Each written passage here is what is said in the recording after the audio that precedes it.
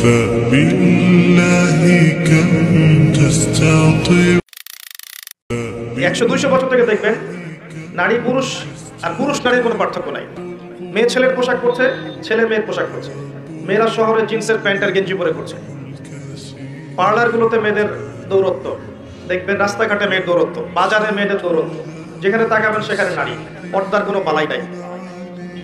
School college বিশ্ববিদ্যালয়ে দেখবেন নারী পুরুষের কোনো পার্থক্য নাই। ফ্রি মিক্সিং, ছেলে মেয়ে খোলামেলা মেলামেশা করছে এবং ব্যাপক জেনা ছড়াচ্ছে, ব্যাপক ধর্ষণ হচ্ছে, সংসার ভেঙে যাচ্ছে, পরকীয়া হচ্ছে, দুনিয়ার সিরিয়াল নিয়ে তারা ব্যস্ত হয়ে আছে। এবং এর পাশাপাশি কতটুকু আল্লাহকে সময় দিচ্ছে আপনারাই ভালো জানেন। এর পাশাপাশি উল্টা দিকে নাই কোরআনের আলো, নাই মাদ্রাসায় পড়াশোনা, না আছে তাদের তালিম, না আছে তাদের পিছনে মেহনত, না আছে এই মেয়েদেরকে আপনার দিনের পথে নিয়ে আসার কোনো প্রচেষ্টা, না আছে 5 ওয়াক্ত সালাত, না পরিবারের পর্দা, না ইসলামী অনুশাসন, না সংস্কৃতি, এগুলো উঠে গেছে। এর ফলশ্রুতি এর উদ্ধত এবং অহংকারী এই মানসিকতা, এদেরকে দিয়ে আল্লাহ পাক জাহান্নাম পূর্ণ করবেন। প্রিয় মা বোনেরা, জাহান্নামের শাস্তির কয়েকটা বর্ণনা শোনাচ্ছি। নবী সাল্লাল্লাহু আলাইহি ওয়াসাল্লাম দেখে এসেছেন এক শ্রেণীর মানুষ, তাদেরকে রক্তের নদীতে ফেলে মাথা ফাটিয়ে দেওয়া হচ্ছে। নবীজি জিজ্ঞাসা করলেন, এরা কারা? জিবরাইল আলাইহিস সালাম বললেন, এরা হচ্ছে আপনার উম্মতের সেই সব ব্যক্তি যারা ছিল সুদখোর। সুদের মধ্য দিয়ে তারা গরিবের রক্ত চুষে খেয়েছে, এই কারণে ওদেরকে রক্তের নদীতে ফেলে মাথা ফাটিয়ে দেওয়া হচ্ছে। এরপর তাদেরকেই শাস্তি দেওয়া হচ্ছে যাদের ঘরে পবিত্র স্ত্রী ছিল, কিন্তু তারপরেও তারা পরনারীর সাথে সম্পর্ক স্থাপন করেছিল। উভয়কে শাস্তি দেওয়া হচ্ছে। আরেক শ্রেণীকে শাস্তি দেওয়া হচ্ছে মেয়েদের বুকের মধ্যে শিক যেটা থাকে, শিক নাকি আপনারা বলেন বুঝি না আমরা, লোহার মতো বাঁকারও একটা শিক, এটা ঢুকিয়ে দিয়ে ঝুলিয়ে রাখা হয়েছে এবং জাহান্নামে আযাব দেওয়া হচ্ছে।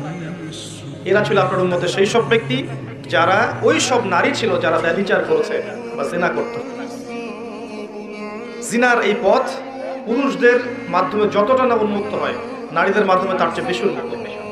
যখন সমাজের বেশিরভাগ মেয়েরা বেপর্দায় ঘোরাফেরা করবে, তখন সমাজের মধ্যে জিনা বাড়বেই, ব্যভিচার বাড়বেই, ধর্ষণ বাড়বেই, পরকীয়া বাড়বেই এবং সমাজের যে একটা নূরানি কাঠামো থাকে, রুহানি কাঠামো থাকে, আল্লাহ প্রদত্ত, এটা আর থাকবে না, ভেঙে যাবে।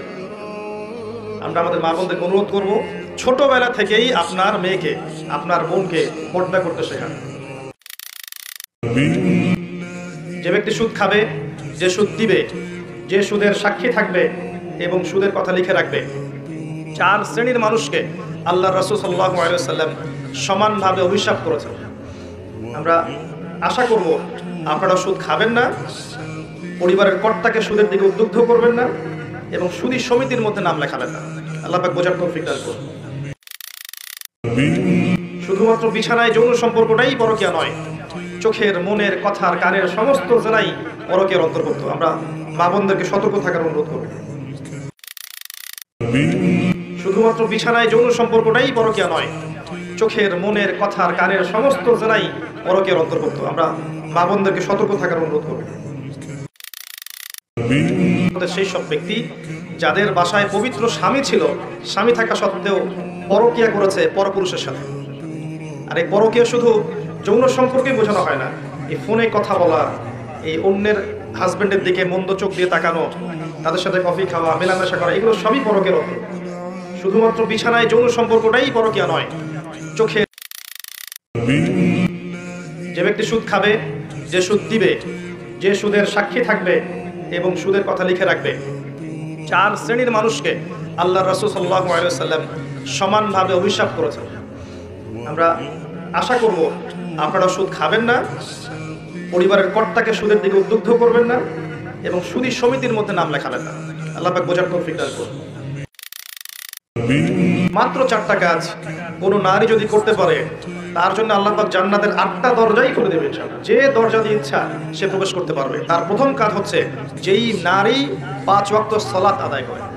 কতজন মেয়ে এখন 5 ওয়াক্ত সালাত পড়ে নিজেরাই ভেবে দেখেন, বা আদৌ সালাতের নিয়ম কানুন জানে কিনা ভেবে দেখেন, ওযু ঠিক মতো করতে পারে কিনা ভেবে দেখেন, সালাতের ফরজ ওয়াজিব কোনটা, সুন্নাহ কোনটা, মুস্তাহাব জানে কিনা এটা ভেবে দেখেন।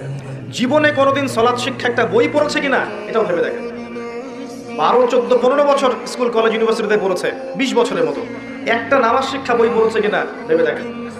এই মেয়ে কি বিনা হিসেবে জান্নাতে যাবে? 8টা দরজা খুলে দেওয়া হবে।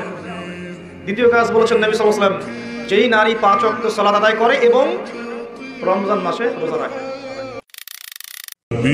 মাত্র 4টা কাজ কোনো নারী যদি করতে পারে, তার জন্য আল্লাহ পাক জান্নাতের 8টা দরজাই খুলে দেবে ইনশাআল্লাহ। যে দরজা দিয়ে ইচ্ছা সে প্রবেশ করতে পারবে। তার প্রথম কাজ হচ্ছে, যেই নারী 5 ওয়াক্ত সালাত আদায় করে।